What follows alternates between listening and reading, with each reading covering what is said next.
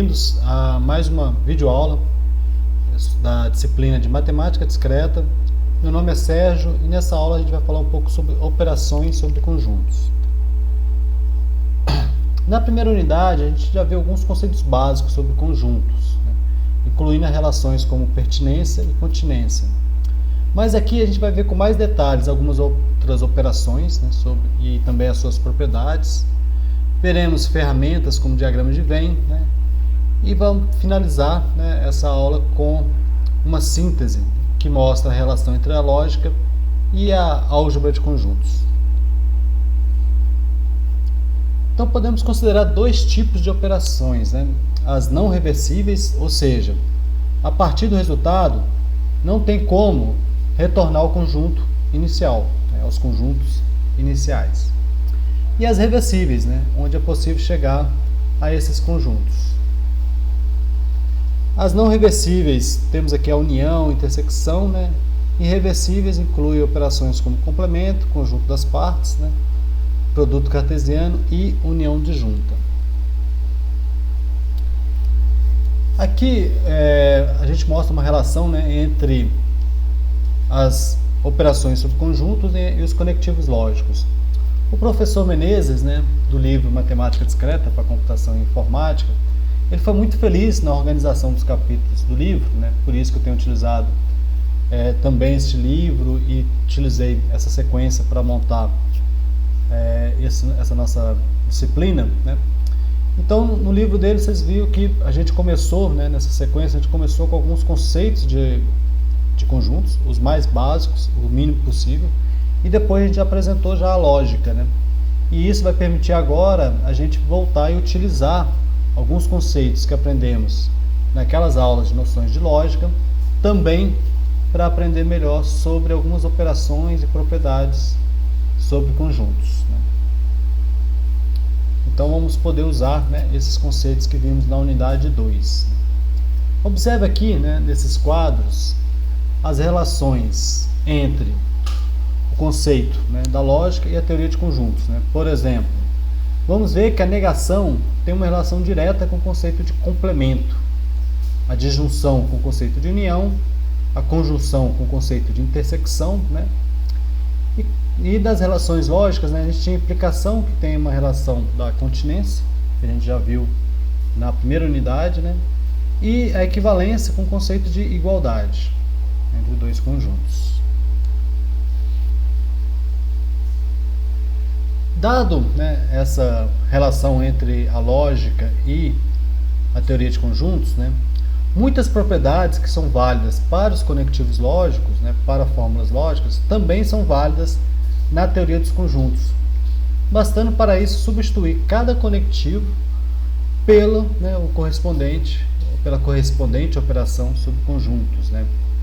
Então a gente vai ver que as propriedades como idempotência, comutatividade do conectivo da conjunção e da disjunção, que vai ser equivalente aqui à intersecção e à união, associatividade, distributividade, a dupla negação, a gente vai ver o duplo complemento, e a lei de De Morgan. Então a gente pode, logo a gente pode intuir que provas na teoria dos conjuntos são em grande parte baseadas em resultados que vêm da lógica. Mas antes da gente ver essas operações, a gente tem que dar uma olhada numa importante ferramenta denominada diagramas de Venn. O nome dessa ferramenta é homenagem ao seu criador, John Venn, e basicamente usam figuras geométricas, em geral representadas num plano. E as vantagens da utilização é que ela auxilia o entendimento de definições, facilita o desenvolvimento de raciocínios e permite identificação e compreensão fácil e rápida dos componentes e relacionamentos. Vocês provavelmente já devem conhecer essa ferramenta, Agora que a gente está mostrando aqui os desenhos, vocês devem estar familiarizados, Porque essa ferramenta a gente utiliza desde o ensino fundamental. Mas aqui a gente vai aproveitar e dar uma olhada com mais detalhe em alguns pontos. Aqui a gente tem alguns exemplos, Então temos aqui, como que representa um dado conjunto A? Com uma elipse aqui, eu quero representar, eu tenho um determinado elemento B pertencente, Bzinho, né, pertencente a esse Bzão aqui. Então eu tenho o conjunto, o círculo, e aqui dentro eu posso representar o elemento dentro desse conjunto, né? Ou o conjunto C, composto pelos números aqui 1, 2 e 3, né? Então eu coloco ele aqui dentro do conjunto, né? Dentro dessa elipse que representa o que faz parte do conjunto, o que está fora não é o conjunto.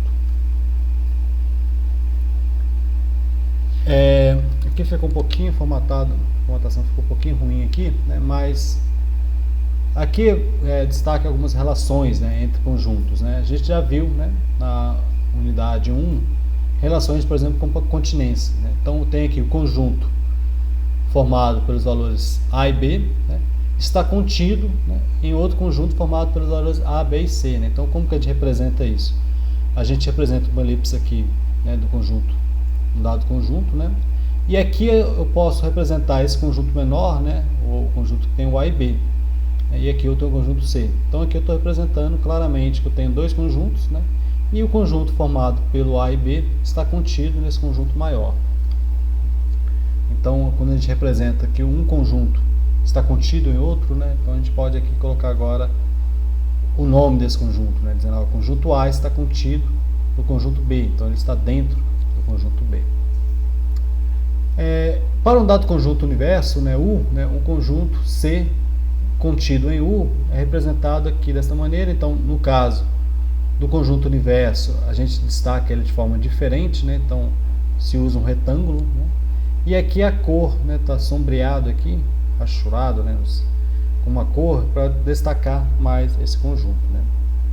Então, em geral, U é representado por um retângulo, né? Demais conjuntos por círculos, elipses, né? E nesse exemplo aqui, que o C está contido em U, o conjunto C é destacado para auxiliar visualmente. Uma das grandes vantagens, né, da diagrama de Venn, como a gente mostrou, é que fica mais fácil a gente entender algumas propriedades, né? Aqui destaca, né, como o diagrama de Venn pode ajudar a entender propriedades, por exemplo, como a transitividade. A transitividade diz que se A, né, está contido em B e B está contido em C, isso implica que A está contido em C, né? E quando a gente olha para o diagrama de Venn, fica mais fácil, porque a gente vai montar esse diagrama de Venn. Eu vou ter que fazer um círculo, né? Então acho que talvez aqui vale até a pena a gente brincar um pouco. Então vou aqui fazer um... Então, ao montar o diagrama de Venn, então, por exemplo, aqui está dizendo que A está contido em B, né? Então eu sei que eu vou ter o conjunto B, vou fazer um conjunto B, acho que está ruim aqui, né? E vou ter o conjunto A, então eu tenho o conjunto A aqui.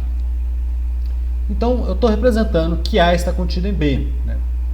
Mas, né, pela regra, o B está contido em C. Então eu sei que tem um outro conjunto aqui maior, né, desculpe aqui o amadorismo, né, mas eu tenho um outro conjunto C que B está contido nele, né, então que chega nessa representação aqui, né, muito mais visualmente elegante, né, mas aqui para vocês verem como que a gente chegaria nessa figura. Então é fácil a gente observar que de fato A está contido em C, né? Então a própria imagem aqui nos mostra que A está dentro de C, então A está contido em C. Então essa fórmula aqui, onde que eu digo que A está contido em B e B está contido em C, implica, né? Vocês lembram, né, da unidade 2, né, que a gente falou um pouco sobre questão de demonstração e falamos sobre a implicação? Então implica que A está contido em C. Então isso é verdade, e o diagrama de Venn entra aí como uma ferramenta bastante interessante para a gente ajudar a gente a entender. Então existe um teorema, né? Então a gente pode aproveitar aqui agora, né? Vamos aproveitar o que a gente viu na unidade 2, né? Que a gente falou sobre demonstrações. Vamos demonstrar esse teorema, né? Que é uma sentença, né, que pode ser provada, né? Então vamos tentar provar essa sentença aqui, que diz que suponha A, B e C conjuntos. Se A está contido em B e B está contido em C, então A está contido em C. Então a gente vai pegar essa condição e vamos mostrar que de fato é uma implicação. E para isso, né, vamos usar uma prova direta. Vocês lembram lá das técnicas, né, de demonstração. Então vamos usar aqui uma prova direta. Para começar, é importante a gente lembrar que quando a gente diz que x está contido em y, a gente assume o seguinte: se somente se, né? Então aqui a gente tem isso aqui representa uma bicondicional, né? O se somente se, isso aqui é uma bicondicional. Todos os elementos de x também são de y. Né? Então, se todos os elementos de x são de y, x está contido em y. Se x está contido em y, então todos os elementos de x têm que estar em y. Suponha que A, B e C são conjuntos qualquer, né? E que A está contido em B e B está contido em C. Né? Então, aqui a gente tem aqui uma premissa. Então, a gente tem três conjuntos, A, B e C, qualquer, e temos como premissa, né, que A está contido em B e B está contido em C.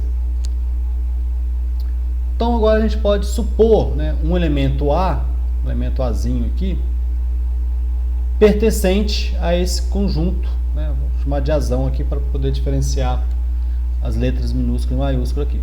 Então, se a gente tem um elemento, vamos imaginar um elemento qualquer, um elemento A pertencente a A, então, né, pela definição de subconjunto, né, se A pertence a A, isso implica, né, então aqui a gente já está usando o símbolo de implicação, isso implica que A pertence a B. Né, isso é a definição de subconjunto. Então, por isso que a gente falou lá na segunda unidade, né, então aquela ideia de demonstração. Então a gente pode se basear em outras propriedades, né, em outras implicações que a gente já conhece, né, outras definições. Então, pela definição de subconjunto, se A pertence a A, implica que A pertence a B também. Então a gente pode afirmar isso. Também pela definição de subconjunto, né, dado que B está contido em C, eu posso dizer que se A pertence a B, isso implica também que A pertence a C. Então, eu já tenho essa implicação aqui como verdade. Portanto, né, para qualquer A pertencente a A também pertence a C. Né? Logo, pela definição de subconjunto, vale que A está contido em B. Né? Ok? Desculpa, né? Aqui, pessoal, desculpa aqui. Né? Então, aqui seria a conclusão que a gente queria mostrar é que A está contido em C. Né? Se A está contido em B e B está contido em C, A está contido em C. Desculpa aqui. Então, faltou. Aqui tivemos um percalço aqui. A está contido em C. No slide final eu corrijo isso aqui. Então vamos limpar aqui, né? Então agora a gente vai falar sobre as operações não reversíveis, né? Então nessa primeira unidade a gente vai finalizar com as operações não reversíveis e vamos deixar as operações reversíveis para a segunda parte. Essas operações são as operações mais comuns, né, nos estudos de operações, de álgebra de conjuntos. Né? E vamos começar aqui com a união. Né? Então a união, né, pode ser representada aqui através desse diagrama de Venn. Né? Então se eu tenho dois conjuntos A e B, né, eu represento a união dessa maneira, então marcando aqui com a cor diferente, né, para destacar que eu estou unindo esses dois conjuntos, né, estou tratando os dois conjuntos. E podemos, né, ter uma definição, né, então sejam dois conjuntos A e B, né, a união entre os dois conjuntos A e B é definida como, né, a união entre A e B é definida como x, né, tal que x pertence a A ou x pertence a B. Aqui nós temos uma disjunção aqui. Então, para qualquer x, se x pertence a A ou x pertence a B, então esse é o meu conjunto, né? Então pode estar pertencendo a um ou outro.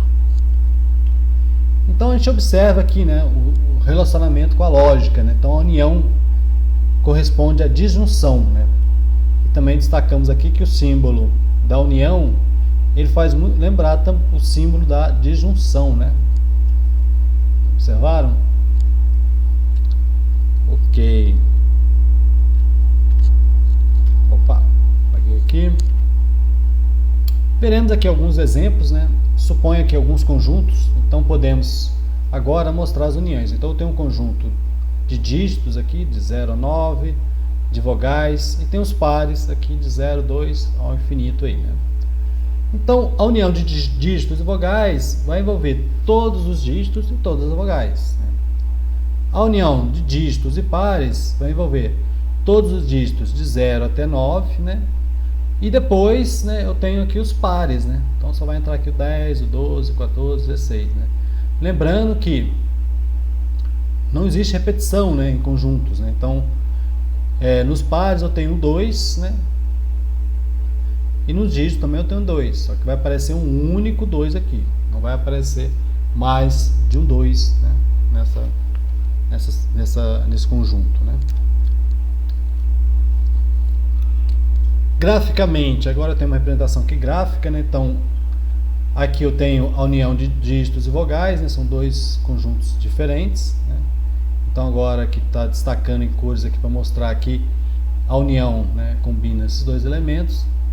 No caso, né, de dígitos e vogais, eu tenho uma área de intersecção aqui, né? Então, esses números aqui, 0, 2, 4, 6 e 8, eles pertencem tanto ao conjunto de dígitos quanto ao conjunto de pares, né? Então é interessante, como a gente não pode repetir ele, né, a gente coloca dessa representação e destacando também que é uma área de intersecção. A gente vai ver melhor esse conceito de intersecção mais à frente.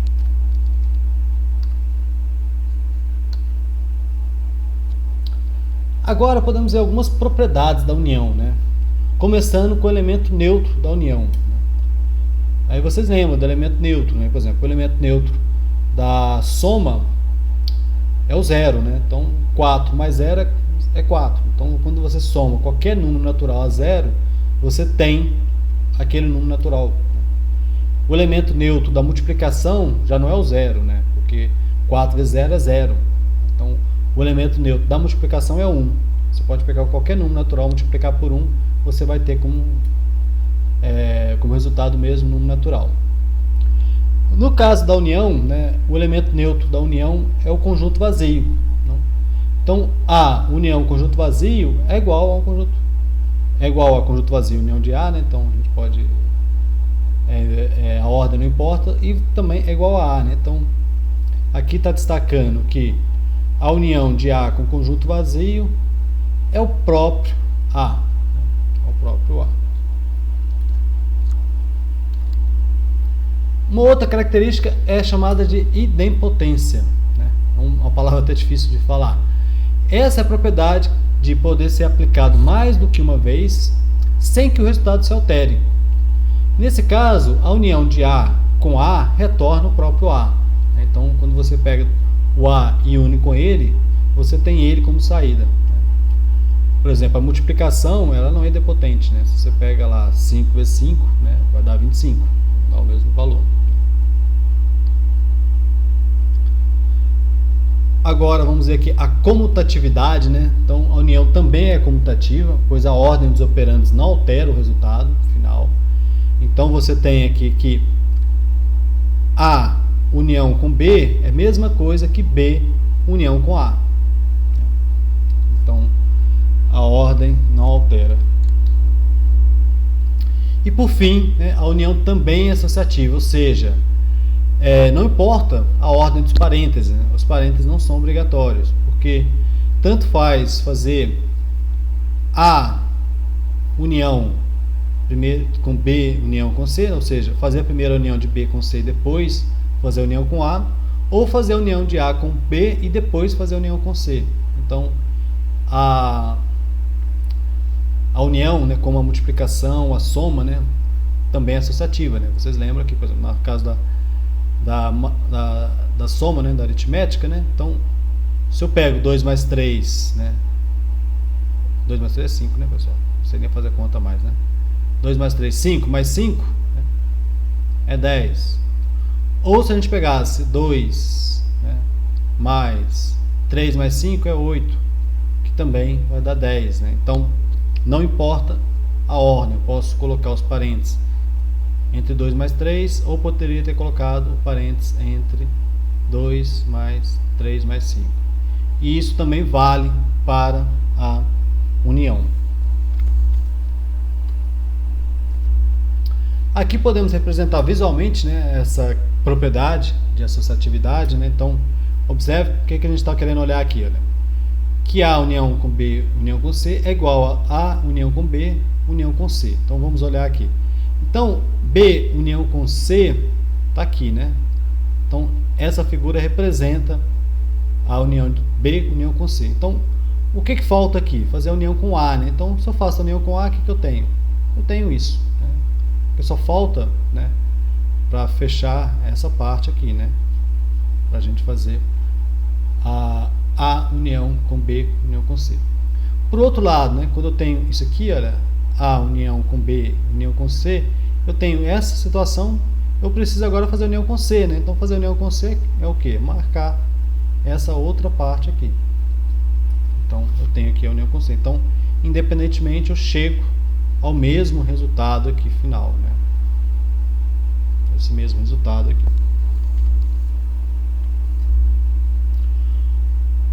Agora vamos ver a intersecção, né? Intersecção. Então, formalmente, a intersecção entre dois conjuntos A e B é definida como se x, né, pertence a A, então para todo x, né, tal que x pertence a A e, né, aqui eu tenho uma conjunção, e x pertence a B. Então, não basta o x pertencer a A, o x tem que pertencer aos dois conjuntos. Então, isso é a chamada intersecção, né?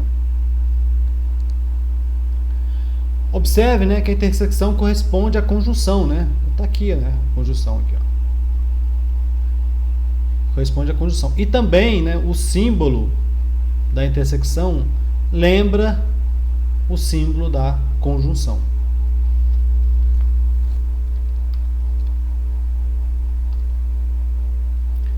Vemos aqui alguns exemplos, né? Então, utilizando aqueles mesmos conjuntos, dígitos, vogais e pares, né? Então, se eu pegar aqui, né, a intersecção entre dígitos e vogais, né, é um conjunto vazio, né? E aí podemos dizer, se o resultado de uma intersecção retorna um conjunto vazio, podemos dizer que aqueles conjuntos eram disjuntos, né? Eles não compartilham nenhum elemento. Então, vogais e dígitos são conjuntos disjuntos. Né? Porém, a intersecção entre dígitos e pares teria como resultado 0, 2, 4, 6 e 8. Né?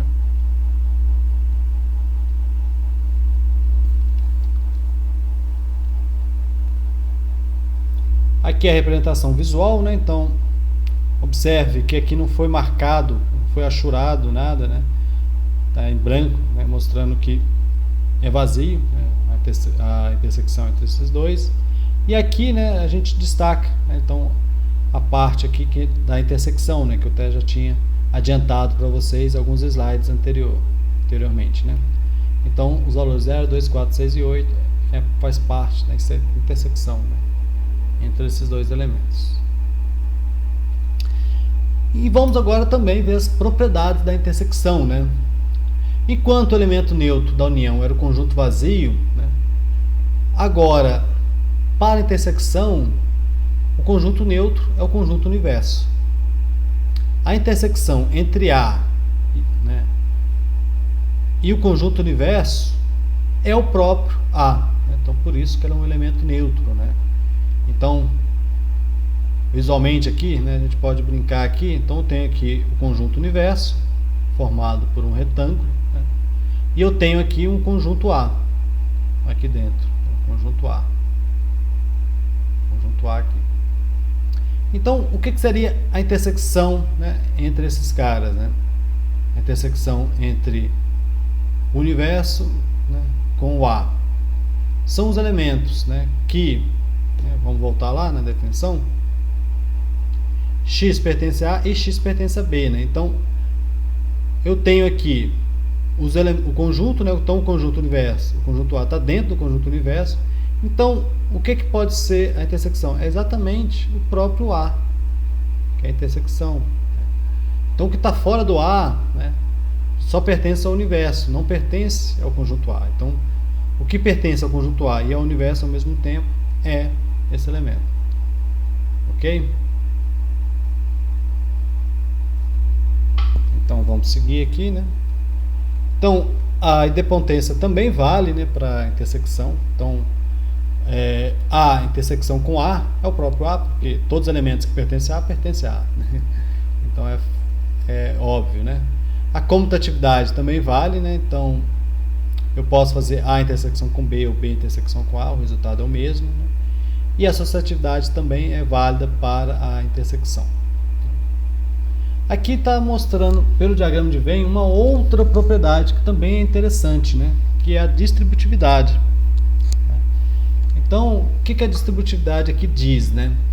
Que eu posso fazer A intersecção com B união com C é equivalente a fazer A união com B união com A intersecção de C. Será que a gente consegue visualizar isso aqui pelo diagrama? Né? Então vamos ver essa primeira parte aqui, né? B união com C está aqui, né? Então isso aqui representa B união com C. Eu quero pegar quem? A intersecção com B união com C. Então qual que é o A? O A é este, né? Então qual que seria a intersecção? Seria só o que está dentro aqui dessa parte aqui, né? Isso aqui pertence ao A, né? Pertence ao B e pertence ao C também. Observe, né, que é esse resultado aqui. Agora eu tenho aqui A intersecção com B, né, que é esse carinha aqui. Então a intersecção que pertence tanto ao A quanto pertence ao B, né? Eu tenho aqui A intersecção com C, né? Então é essa parte aqui que pertence tanto ao A quanto ao C. E agora eu vou fazer a união, né? Então o que eu estou unindo? Eu estou unindo esta parte, né? Então vamos marcar aqui com aqui a gente tem, olha, essa parte está marcada, né? Então com essa parte aqui, que também é o mesmo resultado, né? Então a gente consegue, através do diagrama de Venn, visualizar. Porém, né, a gente pode provar, né, também isso aqui através de uma demonstração direta, né, utilizando-se de algumas propriedades aí já demonstradas. E também vale, né, a distributividade da união sobre a intersecção, né? Então A união com B intersecção com C é igual a A união com B intersecção de A união com C. Então é uma propriedade bastante interessante. Então aqui, pessoal, a gente encerra essa primeira parte, né, para não ficar muito longo. Na segunda parte a gente vai falar sobre as operações reversíveis, né, que são algumas operações, temos mais operações reversíveis do que operações não reversíveis, né? Então até a próxima videoaula.